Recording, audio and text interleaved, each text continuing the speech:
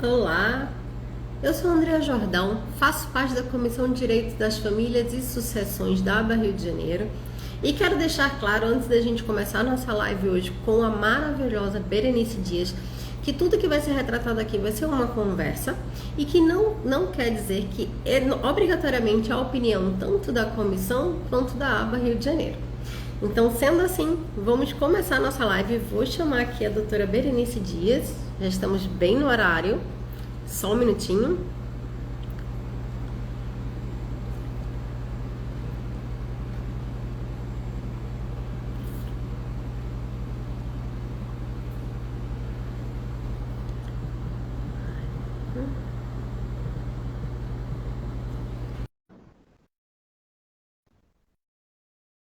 Tem tudo para ser uma live maravilhosa, gente. Eu estou muito ansiosa com essa live. Acho que o tema é muito importante, o tema é muito interessante para a gente.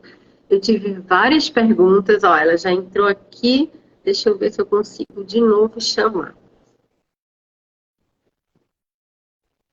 Eu tive várias perguntas sobre esse tema. Quero deixar que vocês sempre deixem as perguntas aqui que a gente vai tentar responder ao longo da nossa live. Deixa eu ver se eu chamo de novo, porque ela ainda não conseguiu entrar.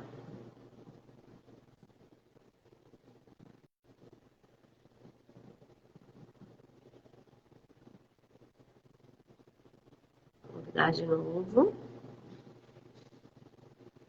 Obrigada, meu amor. A live vai ser realmente incrível. Muito obrigada, Rafa.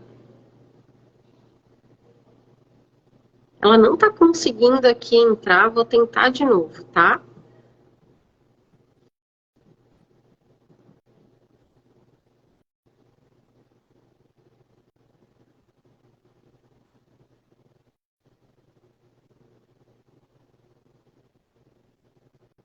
Deixa eu ver se ela falou alguma coisa comigo aqui no perfil pessoal. Não está, ela está dizendo que não está aparecendo o convite.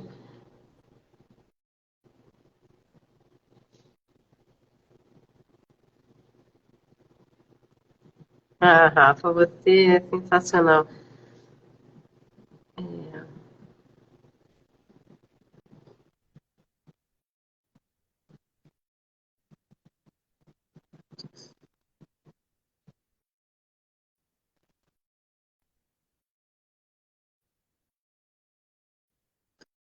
Será que foi agora?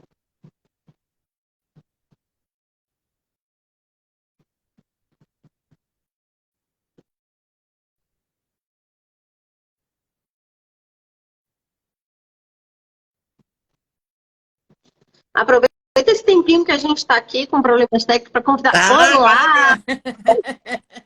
meu amor, minha Não diva aparecia, não maravilhosa. aparecia o convite, eu disse, não. Isso que eu mandei o bilhete. Muito obrigada por aceitar fazer parte dessa live. Uma diva que eu sou apaixonada, sigo e acho assim, as ideias são brilhantes à frente do tempo. Eu estou muito feliz de ter aceitado esse convite. Muito obrigada por estar participando. Não precisa de apresentações, mas é sempre bom falar que a brilhante Maria Berenice Dias está na nossa comissão, está fazendo a live para a gente com um tema muito atual, que apesar de ser uma situação antiga, é um tema extremamente atual. Vamos falar um pouquinho desse tema que eu estou muito ansiosa com essa live.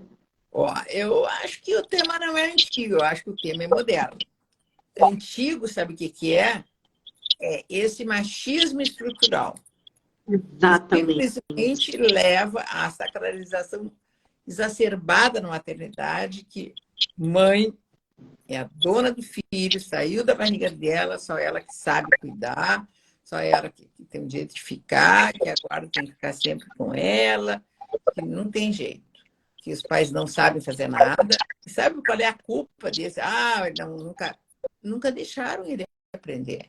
Ele nunca pôde, os meninos de criança, brincar de bonecas. Ia virar gay. Não é?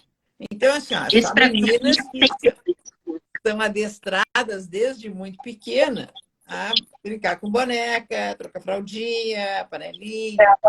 Os homens se tornaram competentes para isso. No fundo, tudo eu acho que é um preconceito por causa da homossexualidade. Exatamente. A gente tem isso na nossa casa, né? Nosso filho, se começar a gostar de cozinha, a gente já corta. Não, porque tem que brincar com ferramenta, porque homem brinca com ferramenta, não brinca com cozinha. A gente tem isso na nossa casa, a gente faz isso até hoje. É difícil eu falo porque meu filho ama brincar de cozinha e foi uma dificuldade conseguir encontrar meu filho tem 3 anos, aí é difícil encontrar uma cozinha azul, uma cozinha vermelha. Não, só tem rosa, assim. Então, já deixa claro que aquela brincadeira... Não rosa para ele. E quando eu fui comprar, eu falei assim, mas qual o problema ser rosa? Quando o vendedor vai falar assim, olha, mas não tem para menino. Mas é uma cozinha, qual o problema de ser? Então, assim, da onde que tiraram essa ideia de que o brinquedo só pode ser azul para menino, né? Da onde que tiraram essa ideia? Isso, exatamente esse machismo que tá até nas mulheres, né? É exatamente isso. Tu entra numa loja de brinquedo e pede para comprar um presente que é de aniversário. A primeira coisa que pergunto, menino ou menina? Então, exatamente. Os opostos dentro da loja. Tu olha, das meninas só tem boneca, bonequinho, utensílios domésticos, né? E dos meninos, todos lúdicos, todos competitivos. Então, jogos de ciência, de robô, de não sei o quê, de Lego, não está no lugar das meninas. Por que menina não pode brincar de Lego? Exatamente. Mágica, nada disso está no lugar das meninas, é só esse adestramento. Então, assim, ó, acho que isto está arraigado na nossa cultura, é bem como tu está dizendo. Inclusive, assim, está dentro da gente, porque nós recebemos uma educação desse jeito, né? E acabamos, sem querer, meio que reproduzindo isso. Tu tem um filho de 3 anos, eu tenho um neto, né, de 6, que ele não tinha isso, mas ele agora vem da escola. E eu dei um bebê para ele, um pequeno, um carrinho de boneca, e ele ia na escolinha, né? Aí teve gente que perguntou assim, tu é uma menina? Eu disse, não, sabe? Eu sou o pai dela, da boneca. Então, né, com muita naturalidade. Agora, na escola, ele já vê, isso é coisa de menino. Balé é coisa de menino. Não, tem menino que dança balé. Não tem, vou no computador e mostro para ele. Você entende, assim, ó? Exatamente. Essa é uma guerra que a gente tem que construir, a gente tem que brigar, porque não existe isso. E nas escolas eles estão reproduzindo, e os filhos chegam em casa falando, não, isso aqui não pode, porque isso aqui é de menina. Mas quem que ensinou isso para ele? Porque isso é ensinado. Uma criança de 2, 3 anos não tem como saber o que é de menino ou menina. Ele é ensinado, ele é adestrado para aquilo. E depois, então, essa diferença, né, que está estabelecida socialmente, ela não está nem na Constituição, nem na lei, nem no ECA, mas está nos nossos tribunais, na nossa cabeça. E isto, entende, gera um tratamento desigualitário, sabe? Uma justiça injusta, sem dúvida nenhuma. Eu até fiz alguns assim, apontamentos aqui. O que diz o artigo 5º da Constituição, né? Homens e mulheres são iguais. Artigo 226, parágrafo 5º. Ambos os pais têm os encargos da criação e educação dos filhos. 229. O 226 assegura igualdade de direitos e deveres ao homem e a uma mulher. O Código Civil não é diferente, né? Diz a mesma coisa. Durante o casamento e união estável, os dois pais têm os deveres decorrentes do poder familiar. E só é por um quando há impedimento do outro. Ou seja, sem impedimento, não tem como referendar isso. E assim, ó, o problema é que as pessoas confundem essa possibilidade de convivência e tal, de guarda, que eu não uso a palavra guarda, acho que se eu falar em convivência, não falo de visita, porque ninguém visita, né? Visita, ela nada tem a ver com o poder familiar. Porque o poder familiar é igual, mesmo estando separados, mesmo residindo na casa de um, residindo na casa do outro. A direção da criação, da educação dos filhos está lá no 1634, sabe? Do Código Civil diz a mesma coisa. O encargo nesse sentido. Só que quando rompe o casamento, ao fim da conjugalidade, mas ao fim da parentalidade. E essa acaba a lei usando uma terminologia totalmente adequada, né? Fala guarda no lateral, guarda compartilhada, e eu impliquei com a guarda lateral. Gente, eu não quero mais ouvir falar na palavra guarda lateral, porque guarda lateral não pode existir. Não tem. Mudar, eu quero fazer um projeto de lei, quem sabe vocês ajudam a redação a acabar com a guarda lateral, sabe? Porque assim, ó, com todos esses encargos, e o ETA também não fala em guarda lateral, mas atribui a ambos, ou seja, a obrigação é igual. É possível, com uma lei, o Código Civil admite, que um dos genitores abra mão da guarda? Não pode. Ele está descumprindo uma determinação constitucional legal. Não pode abrir mão. Nem por consenso, como a lei admite, por consenso a guarda fica com o outro. Não. Assim, se aparecer uma deliberação nesse sentido, acho que o Ministério Público não pode se manifestar favoravelmente, e muito menos o juiz admitir esta atribuição da guarda exclusivamente para um deles. Quando é que cabe excepcionalmente a guarda lateral? Quando, por estudos psicossociais, né, laudos, é comprovado que a convivência de um dos genitores com o seu filho causa prejuízo para o filho. Mas, assim, isso é uma situação temporária, que tem que ser acompanhado pela justiça, mediante laudo, para cessar tão logo, sabe, essa dificuldade. E só. Eu acho assim, isso vai diminuir a alienação parental, vai diminuir essa disputa pela guarda, né, que não se justifica até diante do poder familiar, e a guarda. Porque assim, a própria lei diz, mesmo estando em estado de beligerância, a guarda é sempre compartilhada. É óbvio que tem que ser. Né? Então, esta, no fundo, autoridade parental, nem poder familiar, não tá, simplesmente precisa ser exercida por ambos. E o que não cabe, tá, é também, eu acho que aí é outro ponto que isso já faz um tempo que eu estou falando, enfim, é essa bobagem que surgiu na lei do juiz fixar, quando os pais moram em cidades diferentes, estabelecer a moradia, o local de moradia da criança. Para quem? Parece assim, prêmio de consolação para a mãe. Não, vamos dar a guarda compartilhada, mas, olha, a residência fica contigo.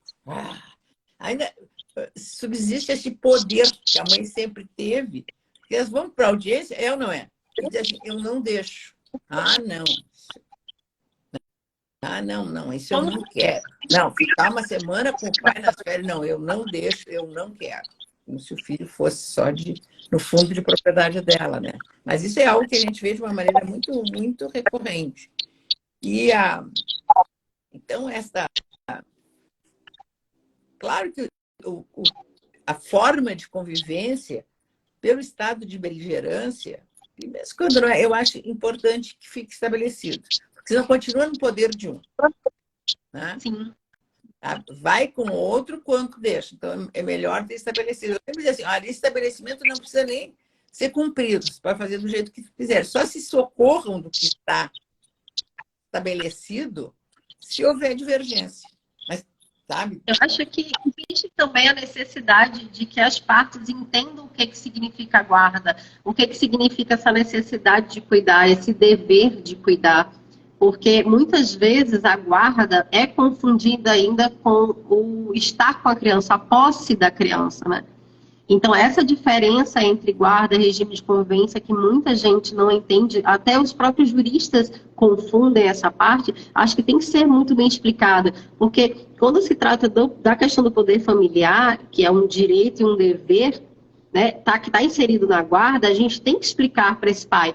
Você não precisa ter a posse da criança para ter a guarda, você tem que saber onde a criança está estudando, você tem que se interessar, tanto ele quanto a mãe, sentar com a criança para fazer um dever. Isso é obrigação. Saber da questão de saúde do filho, isso é uma obrigação. Acompanhar nos exames médicos, isso faz parte do dever de cuidado, da obrigação de cuidar. E nós vemos vários advogados que confundem essa parte, né? Entendem que a guarda ou essa exigência de levar na escola, ou de buscar na escola, ou de fazer atividades básicas do dia a dia da criança, ela não faz parte da guarda, porque a guarda tem, quem tem a residência é a mãe ou é o pai, e aí a outra pessoa não tem essa obrigação, foge um pouco dessa obrigação, ou que isso faz parte da obrigação de amar. Não tem como a gente exigir que a outra parte ame o filho, mas a gente tem como exigir que ele cuide, afinal de contas, a partir do momento que se nasce uma criança, se nasce uma obrigação. E depois assim, mas é bem o que tu colocasse, eu até gosto de sempre propor, não, tá bem, bota agora convivência compartilhada, enfim, mas fica com o pai a obrigação de levar todos os dias no colégio. Ao menos assim, é uma atividade que tem que fazer com os filhos e que tem que dividir esse ônus de leva para cima, leva para baixo, leva alguma atividade extracurricular, natação e tal. Sabe? Porque, no fundo, é essa obrigação, não tem nada muito a ver com esse direito de convivência, mas é isso o dever de cuidado. E assim, e isto quem trouxe até foi o IBDFAN, quem está aqui sabe, né? O que é o IBDFAN, e todos têm que fazer parte, tem que ir no nosso congresso, agora mega, que vai ter em outubro, em Belo Horizonte, com a perspectiva de 1.500 pessoas, e sabe, é exatamente isso, não tem como se abdicar desses deveres. Tá? Em primeiro lugar, porque, e aí foi a construção do IBDFAN, o Rodrigo que entrou com essa ação, que a omissão gera abandono afetivo e obrigação indenizatória. Assim, aí, qual foi o que se levou o tempo para construir isso? Olha, não adianta leis e tal impor deveres se não tiver sanção. Existem deveres parentais. E se não descumpre, né, isto gera uma lesão, que se sabe, está comprovado, né, com a psicologia e as ciências sociais que se entranharam no direito, coloriram o direito, isso é indispensável. O que ainda está faltando na jurisprudência? Eles exigem prova do dano, quando eu acho que a responsabilidade é objetiva. Basta comprovar o abandono para impor a obrigação. O dano acontece. O filho sobra um dia dos pais com o presente dos pais que não deu. Fica esperando que o pai não aparece. E assim, o que eu vejo nas demandas e tal, é assim, as pessoas não estão pedindo isso, não estão suscitando isso. Sabe? Já entram com laudos e tal, olha, o dano existe, sabe? Ninguém debate. Aí, a jurisprudência tem reiteradamente sempre pedido. Eu não vejo ninguém questionar isso. Isso não entra no debate. Não, precisa ter prova, fato, norma, ato, forma. Não, nexo de causalidade. Operadores de direito tentamos, porque assim, esse descumprimento acontece até quando está estabelecido um acordo, né? Existem muitas situações, até aqui no meu escritório, que a gente tem um acordo de regime de convivência e que é descumprido. E quando a gente questiona nas ações que esse regime está sendo descumprido e sobrecarrega a outra pessoa, porque por mais que a gente vá dizer que filho não sobrecarrega, filho é o amor incondicional, tudo, aquela parte romântica. Tem toda a razão. Trabalho, sabe?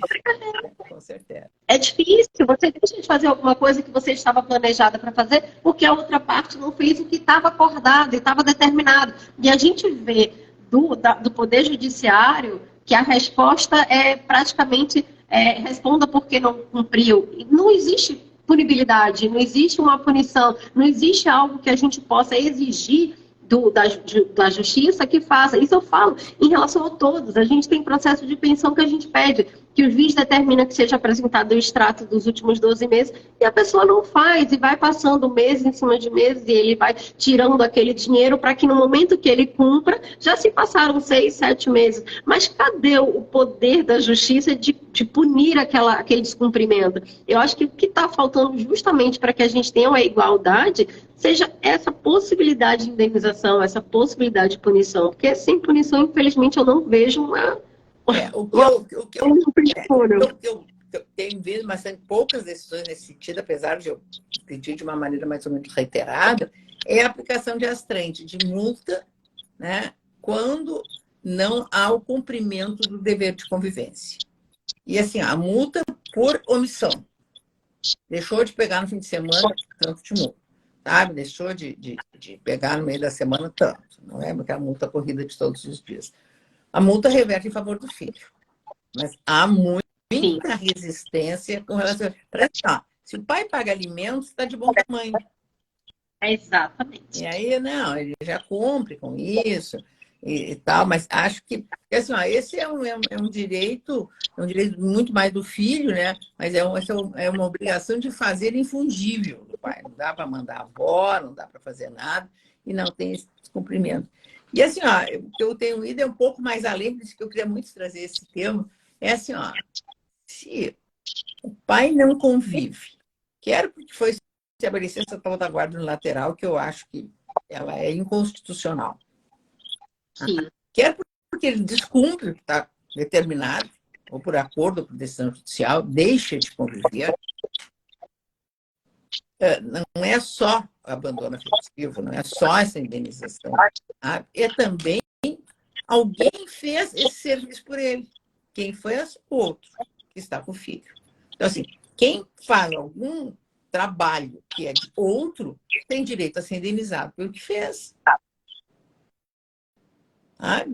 Eu tinha o direito de 15 dias ficar o fim de semana sem fazer nada, ficar com o filho. Tenho direito de, nas férias, ficar uma semana viajando, qualquer coisa. Eu sempre dizia assim, a maternidade não consome 365 dias da vida, gente, nós somos profissionais, sabe? Não. Passou aquela época, a mulher era, sabe, fizeram a mulher acreditar que ela tinha instinto maternal, que ela nasceu para ser mãe, recatada, pura do lar, e deu. Não. Então, assim, então, eu tenho sustentado, até doutrinariamente, mas estou louca para entrar com uma ação nesse sentido, que no momento que não há o cumprimento desses deveres, ou quando, né, nesse tempo, há essa obrigação indenizatória para a mãe, não são alimentos. Não tem nada a ver com alimento, não tem nada a ver com a necessidade. É simplesmente, sabe, é um pagamento de uma indenização por alguém que deixou de fazer alguma coisa e essa atividade foi feita por outro. Tá? A partir de quando se deve? A partir do momento que cessou o cumprimento dessas obrigações ou simplesmente não conviveu. Quer dizer, é bem o que tu diz, né? A justiça não faz nada. Eles simplesmente não vão, não cumprem. É a mesma coisa, não pagam alimentos e a coisa fica se inflando, ninguém vai para a cadeia. Na época da pandemia, não sei porque as águas largaram todos os pais, né?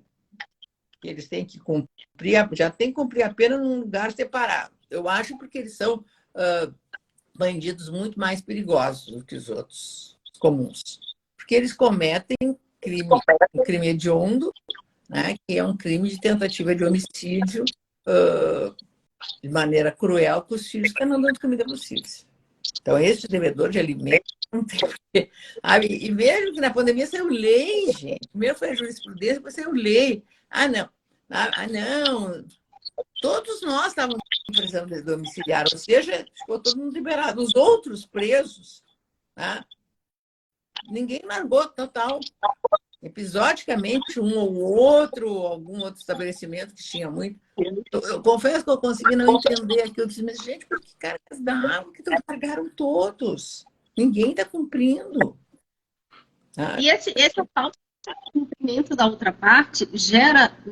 A gente está falando mãe, mas claro que existe a questão do pai também, só que a gente fala sempre na maioria, que é o que a gente vive no dia a dia.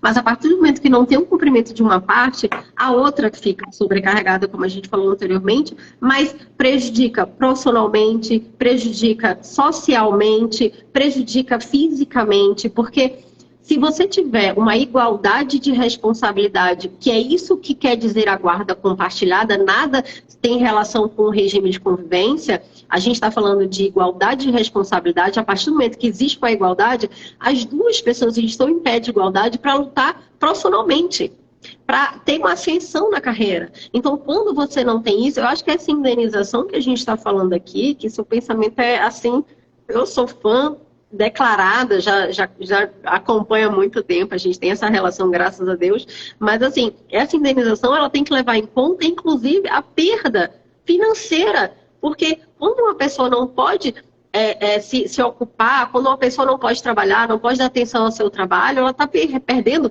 possíveis promoções, possíveis ascensões na sua carreira. Então, assim, essa indenização não é só do momento, porque você pode, para você comprovar a indenização, hoje você tem que comprovar o dano, você tem que comprovar o nexo causal, você tem poxa, mas se eu quiser simplesmente ficar deitada na minha cama sem fazer nada, porque esse final de semana é dele, isso para mim, no meu psicológico, vai fazer muito bem. Quem que vai provar que não? Ou quem que vai provar que sim, para que eu possa provar isso no processo? Não existe. Então, essa relação de ser realmente objetivo o dano é justamente para comprovar que a gente tem que ter responsabilidade igual, porque se a gente não sabe usar a palavra guarda compartilhada, a gente não vai conseguir levar para o judiciário. O judiciário precisa entender, antes de qualquer coisa que a gente esteja falando, o judiciário precisa entender o que é a guarda compartilhada. Não vincular essa guarda com a posse da criança. Porque é muita maldade isso deixa a outra pessoa sobrecarregada, porque interfere em todos os âmbitos da sua vida, não só físico, não só você ir buscar e levar, fazer uma atividade de matemática, fazer uma atividade de português, não só educar a criança, levar em consideração o caráter da criança, porque pegar finais de semana é fácil, mas e todo o resto? E o recado da escola que não vai para as duas partes? E a reunião da escola que as duas partes não estão presentes e não conseguem ouvir os dois lados? Como que fica isso, né? Como é que a gente pode, de fato, receber essa indenização, levando em consideração tudo isso que a gente está falando? É muito complicado ainda. No nosso judiciário, eu não consigo ainda ver essa abertura. Os juízes não dão essa abertura ainda. Não, mas o que eu acho que acontece? A responsabilidade não é do judiciário, a responsabilidade é nossa enquanto advogados. Nós não estamos pleiteando isso na justiça. Nós não estamos chamando a atenção para essa realidade. É a mesma coisa que eu digo que, em termos de alimento, enquanto um não está pagando, o outro está pagando a conta. Tá? Assim, o que acontece? No meio do processo, o filho atinge a maioridade ou vai morar com o outro. Sabe? Se ele não quiser seguir no processo, não der a procuração para um advogado, o processo acaba. Não, mas acho que a mãe ficou subrogada nesse crédito. A mãe, foi ela que desembolsou metade da obrigação de cada um, também. Ela pagou a parte dela e pagou mais a parte dele. Então, o que eu estou cobrando é a parte dele. Então, se ele não pagou, e eu acabei pagando, entende? Assim, esse dinheiro tem que ser meu, tem que haver subrogação. E assim, ele tem que seguir essa obrigação de pagamento, inclusive para a questão. Não vejo por que não. Eu vou dizer uma particularidade minha. Eu sou filha de pai separado, meu pai me abandonou com 5 anos, nunca pagou pensão. Eu tenho uma irmã mais nova e um irmão falecido. E esse processo que foi terminar ano passado, eu tinha 5 anos, eu estou com 38. Então, assim, não é fácil você entrar com ações, né? Minha mãe não tinha recursos para que o processo andasse como deveria, infelizmente a gente precisa disso. E a gente o processo acabou ano passado e simplesmente existiu isso no processo. O meu irmão, até 18 anos, ele não recebeu pensão. O juiz simplesmente excluiu o crédito relativo ao meu irmão, porque ele morreu com 18 anos, e ele disse assim, é personalíssimo o direito em relação à pensão, então você, como mãe, não tem direito. Mas peraí, quem que pagou os 18 anos dele? Isso aconteceu na minha casa, com a minha mãe, isso acontece mesmo nos processos, é personalíssimo. Então, assim, quem que vai pagar a conta? Ninguém. Não, e o abandono afetivo que tu sofreste do teu pai que não convivia contigo, tu disse que ele simplesmente sumiu. Né? Exatamente. Sabe? Assim, mas tu entende assim, esses dias no tribunal aqui do Rio Grande do Sul, teve uma sessão didática, na hora de fazer a sustentação oral, e eu gostei muito da posição do presidente da Câmara, que é muito meu amigo, eu cheguei e disse, e é uma coisa que eu sempre sustento. Quem faz a jurisprudência, e até ele disse de uma maneira assim, bem assim, olha, nós levamos os louros da jurisprudência, porque a justiça é maravilhosa, porque o tribunal tal, porque o relator tal é isso, porque o STJ é progressista, reconheceu o casamento gay, não sei o quê, não sei o quê.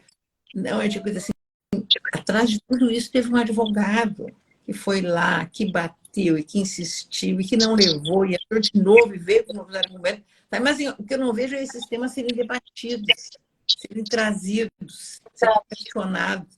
Esse, assim, de exigir a prova do dano do filho, para pagar uma indenização por abandono, quando o fato objetivo é o abandono, por favor.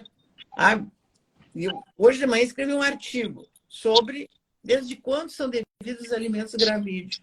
Está escrito na lei que são devidos desde a concepção, despesas da concepção ao parto, depois vira alimentos para o filho, se o filho, depois que o filho nasce. É isso. Não foi aprovado o artigo da lei 9º que dizia os alimentos são devidos desde a citação. Esse artigo simplesmente ele foi revogado, ele não foi, ou seja, não é dali que o legislador quis, ele tirou o artigo, foi vetado o artigo. Então, as pessoas não leem nem a lei, nem aquilo que está escrito lá vetado. O que era? Né? A lei de alimentos diz claramente, despachar inicial, o juiz fixa alimentos. Gente, eu fiz uma pesquisa da jurisprudência e encontrei 2 tribunais, ainda, o de Minas e o de Goiás, que diz que, olha, desde a concepção, a doutrina até diz, mas isso está batendo nos tribunais? Não está batendo nos tribunais. Sabe? É esse conformismo, alguém que trata a ação de alimentos gravídicos, está pedindo que seja desde a concepção, traz esse dispositivo da lei que foi revogada, alerta o juiz, olha, é desde a concepção, porque o artigo que dizia que era desde a citação, olha, ele não foi recepcionado, ele foi rejeitado. Alguém diz, existe uma ação que diga isso? Não tem. Então, assim, às vezes, por isso que eu acho fantástico nós estar fazendo isso, tem que cumprimentar a aba por isso, assim, no fundo, é falta de preparo, é falta de qualificação, sabe? É falta de dedicação, não, aí entrar, não, alimentos gravídeos, junta lá 2,5 e tal. Daqui que cite, ele corre, foge, desaparece, e aí, né, onde é que vai essas despesas? Você entende? Então, assim, o que eu acho, assim, muito, muito significativo, nós estamos, assim, até trocando nós duas as nossas experiências profissionais, sabe? Mas muito alertando de que isso é um encargo nosso, né, de trazer para o âmbito do Poder Judiciário. Eu concordo plenamente. Acho que a gente tem que capacitar os advogados, temos que capacitar o judiciário como um todo. A gente teve um evento hoje de manhã que foi muito bom, que a gente estava com o Sandro, né, que ele é um querido aqui, né, no Rio de Janeiro, a gente faz muitos eventos com ele, e a gente teve também a presença da Aline. A Aline, ela fez um aplicativo chamado Zelle, que esse aplicativo ele serve justamente para evitar uma alienação parental, ele serve para alimentar como está a vida da criança, auxilia na questão da guarda compartilhada. E eu achei interessante uma coisa que o Sandro mesmo falou, a gente está sem conhecimento. Então, assim, vamos trazer essas lives, vamos trazer cursos, vamos fazer cursos. Nós, advogados, nós precisamos qualificar. Você precisa atuar, não há ninguém como é médico, você é médico, você é urologista, você não trata, não faz uma plástica. Então, por que os advogados, eles têm essa tendência de atuar em áreas do qual não se qualifica? E aí, por isso que a gente tem essas inúmeras demandas que não tem base para a gente ter alguma mudança, não tem base para a gente ter alguma discussão inteligente, porque a gente não quer discutir com o advogado, a gente quer discutir para mudança, a gente quer discutir em prol do menor. Na direito de família, a gente versa o melhor interesse da criança, e é isso que a gente tem que realmente pensar na maioria dos casos. Então, assim, a gente precisa realmente qualificar os advogados. Acho que essas lives, o que a gente está fazendo agora, essa troca que a gente está com todas essas pessoas assistindo, é justamente para a gente alertar sobre essa necessidade de qualificação. Essa luzinha, esse alerta sobre essa questão da indenização que a gente está trazendo aqui é muito boa. Eu tenho certeza que amanhã os advogados vão acordar pensando assim, eu tenho um caso que se encaixa nessa possibilidade. Eu vou fazer. E é isso, vamos fazer, vamos movimentar o judiciário, não vamos ter ações nesse sentido, né? Vamos ter jurisprudência, vamos gerar jurisprudência, como foi falado, a jurisprudência é feita por advogados, então vamos gerar essa jurisprudência, né?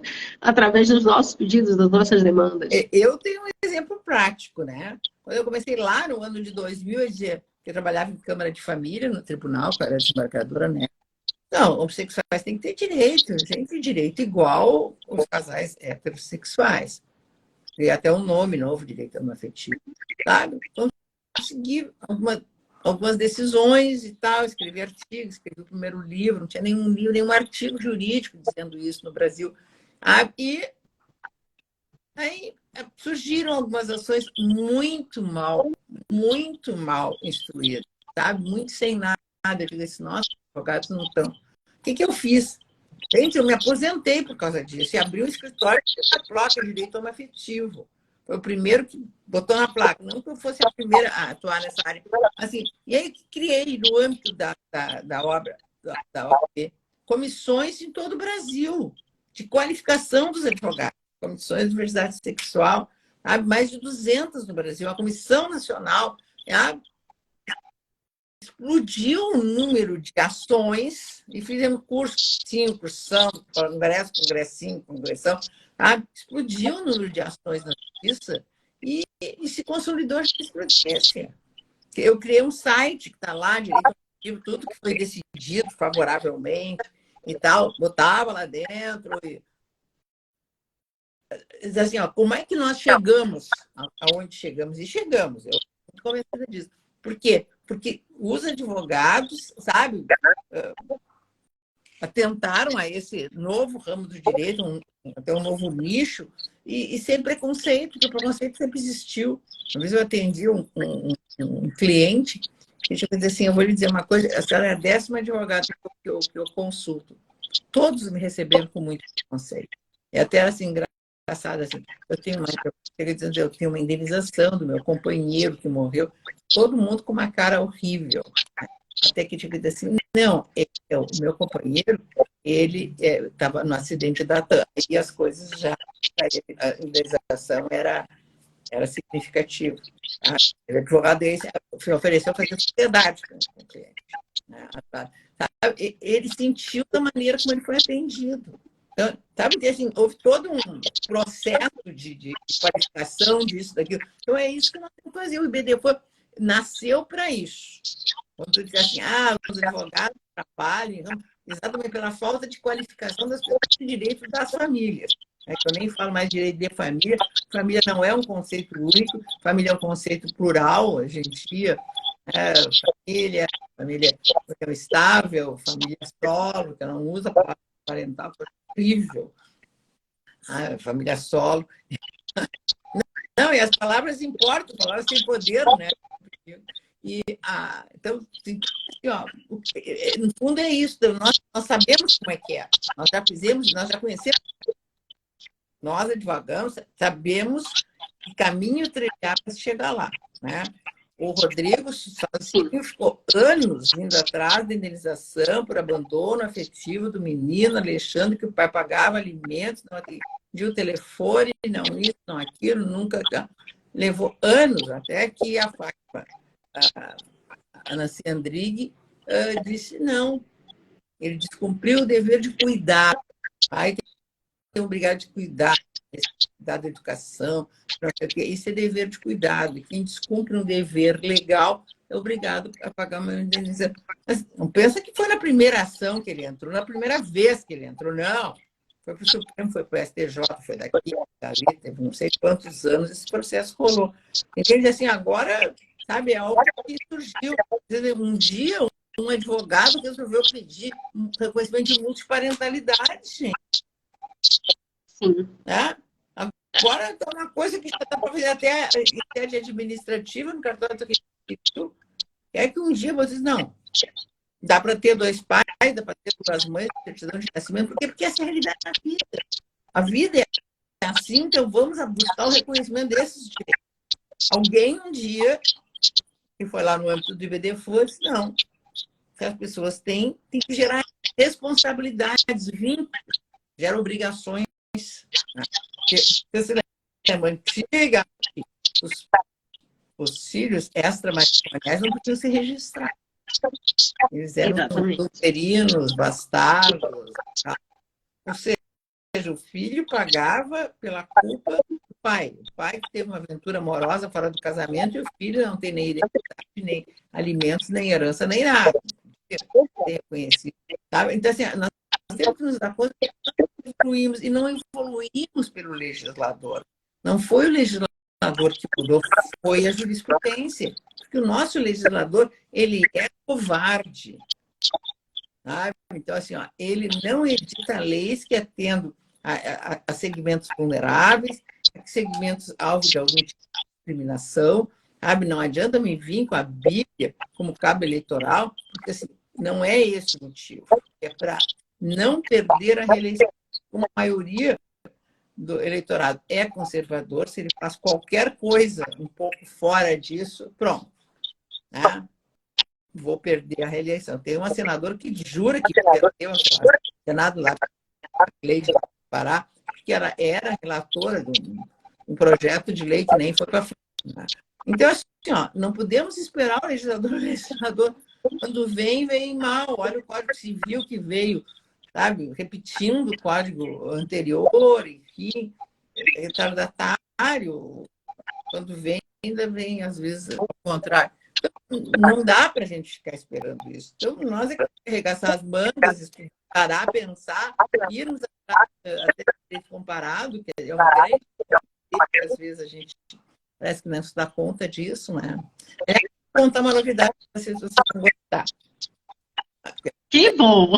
Não, assim, ó, eu acho que a gente tem que ir também atrás de outras coisas. Então, eu criei no IBDFAN núcleos de IBDFAN nos países de língua portuguesa. Somos novos todo no mundo. E vocês não podem imaginar como tem coisas ricas nos outros países que a gente tinha que adotar aqui. Você sabe o que tem em Portugal? Eu tive em janeiro e que eu resolvi criar isso, quando eu descobri isso. É um fundo para pagamento da pensão.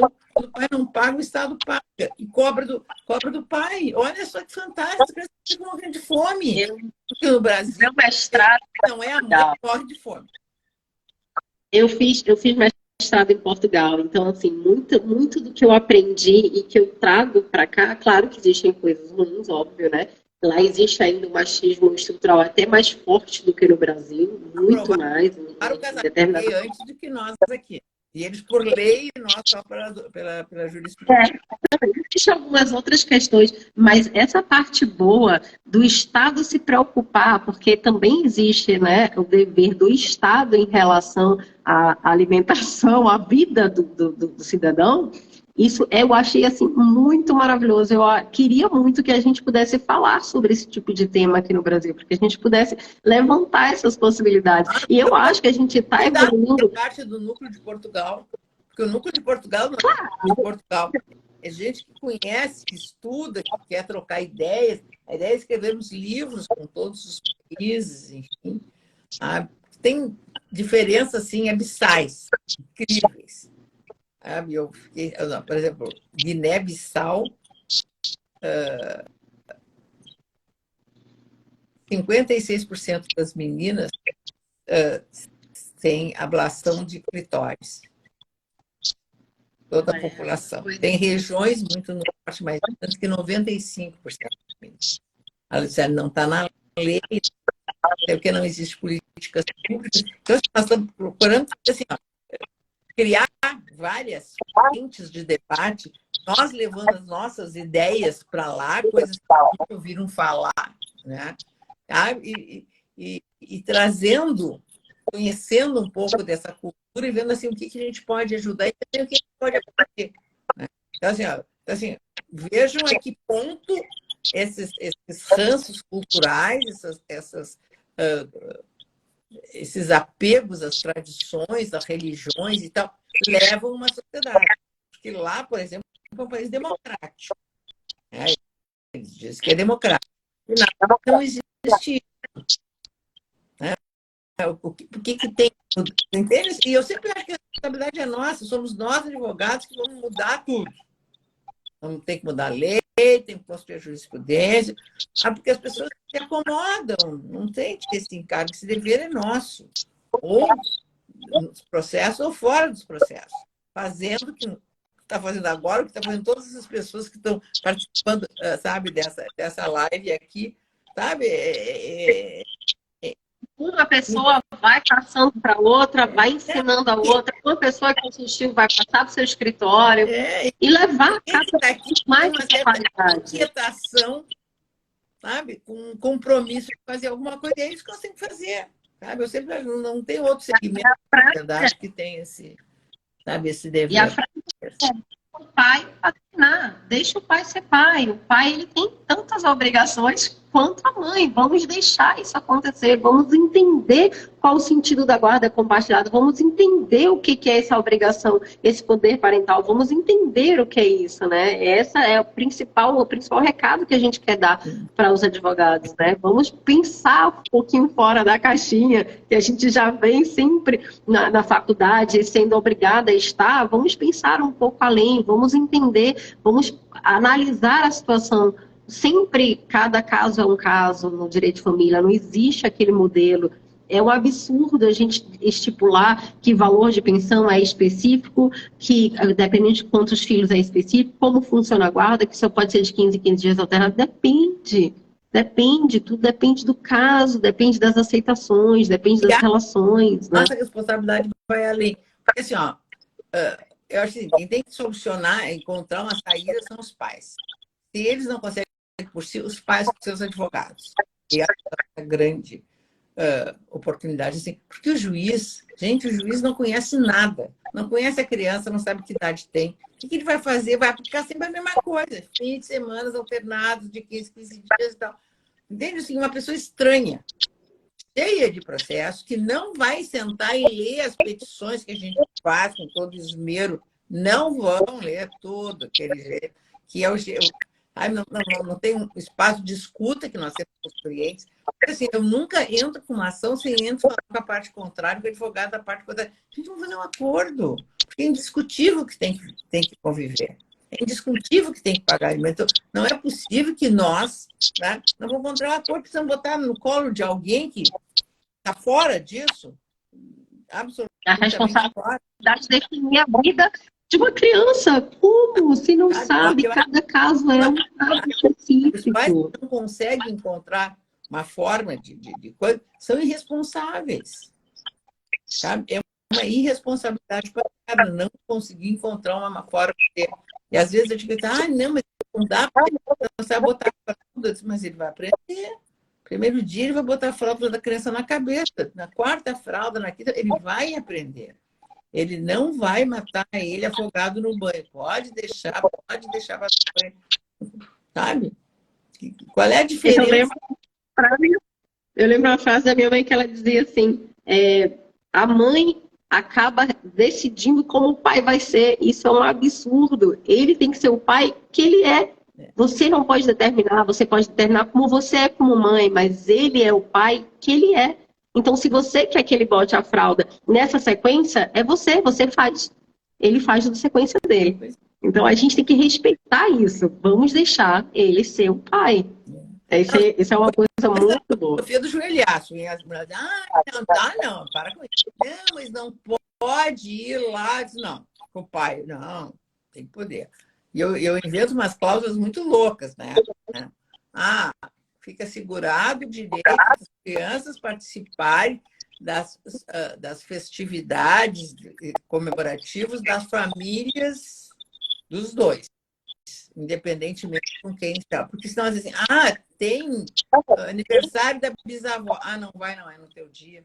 Sabe, essas intransigências, esse sentido de propriedade, sabe, é uma coisa perversa. Né?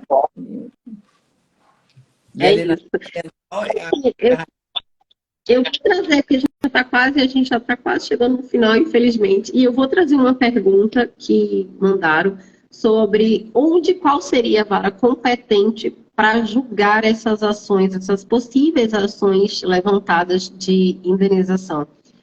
A gente traria para a justiça, para a área de família, essas indenizações, ou a gente levaria para a área de direito civil, essa responsabilidade? O pedido é indenizatório, mas a causa de pedido, o motivo por que você está pedindo, tem origem no vínculo de natureza familiar. Então, inquestionavelmente, a competência seria da vara de família. E até acho que as pretensões podem até serem acumuladas. Eu levei 20 anos sustentando que dá para entrar com a execução de dois expropriação e prisão no mesmo procedimento. Agora é que o STF diz que... Porque eu estou enchendo o saco há muito tempo fazendo isso. Aqui no Rio ainda não é a mesma coisa que indenização de dano moral, né, que se entra, que diz alguma coisa com direito de personalidade, com direito das famílias, tem que ser para... Seria isso, então. É isso, eu agradeço demais essa participação. Muito obrigada por aceitar esse convite. E estamos aqui sempre abertas às possíveis ações, abrir a cabeça desses advogados, botar conhecimento, transmitir conhecimento. Nós, operadores de direito, nós temos que educar também os nossos clientes. A gente não pode simplesmente ouvir o que o cliente fala sem filtro, a gente não pode ser a esponja do cliente e passar isso para o processo. Vamos analisar, vamos falar para o nosso cliente, olha, você tem que analisar qual é a relação do pai, da mãe com o filho, não afastar, não existe essa posse, não existe essa propriedade. A gente tem que pensar no bem-estar da criança. E a relação com o pai e com a mãe faz uma diferença muito grande psicologicamente. Já tem estudo sobre isso. Então, assim, essa questão de deixar o pai paternar é isso, assim, vamos deixar que os dois cumpram o seu dever legal. A gente não está exigindo nada além do dever legal do direito de cuidar. Quer falar mais alguma coisa para a gente poder encerrar? Tem alguma coisa? Acho que vai acabar caindo a live. Cumprimentar por essa iniciativa, porque assim, as pessoas não se dão conta como dá trabalho, às vezes, para organizar, para fazer isso e tal. Parece que não. Então, tem que cumprimentar vocês por essa dedicação, por esse compromisso, de sair fora só de vocês, de se alimentarem, né? Mas também dividir isso com os outros. Meus parabéns, e foi um privilégio estar com todos. Depois, espera terminar para você ver quantas pessoas me manda dizer. Te mando aqui no privado. Então tá. Um beijo, meu amor. Sempre é maravilhoso falar com você. Tchau, tchau. Beijo, gente. Foi muito bom. Tchau. Tchau, tchau.